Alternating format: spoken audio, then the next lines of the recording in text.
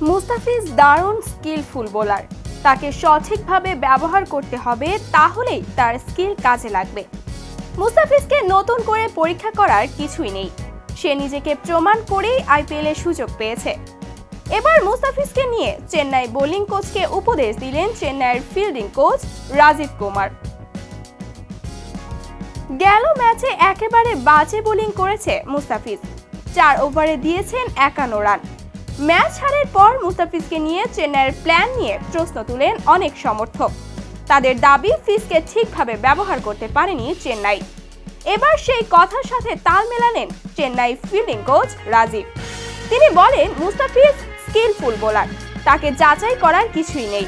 সে নিজেকে প্রমাণ করেই আইপিএল এর সুযোগ পেয়েছে। একজন বোলার হিসেবে তাকে নিয়ে সাধারণত প্ল্যান করে থাকে বোলিং কোচ। গত ম্যাচের প্ল্যানে একটু ঝামেলা ছিল।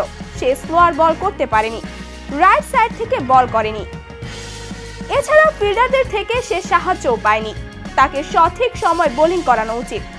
বোলিং কোচ ব্রাভো হয়তোবা বুঝে গেছে তাকে ঠিক কি করতে হবে। আজ তাকে নিয়ে নতুন কোনো পরীক্ষা না করে তাকে স্বাভাবিক খেলাটা খেলতে দেওয়া উচিত। আলাদা দায়িত্ব সে নিতে পারবে না, কারণ এমন পিচে বল করা খুব কষ্টকর। কাজেই স্বাভাবিক বল করা চাই এখানে টাফ। সে স্বাচ্ছন্দ্যে বল করতে পারলেই ভালো কিছু হবে। প্রিয় দর্শক, আজ মুস্তাফিজের কিভাবে বোলিং করা উচিত বলে আপনার মনে হয়, সেটা অবশ্যই জানিয়ে দিবেন ভিডিওর কমেন্ট বক্সে। ধন্যবাদ।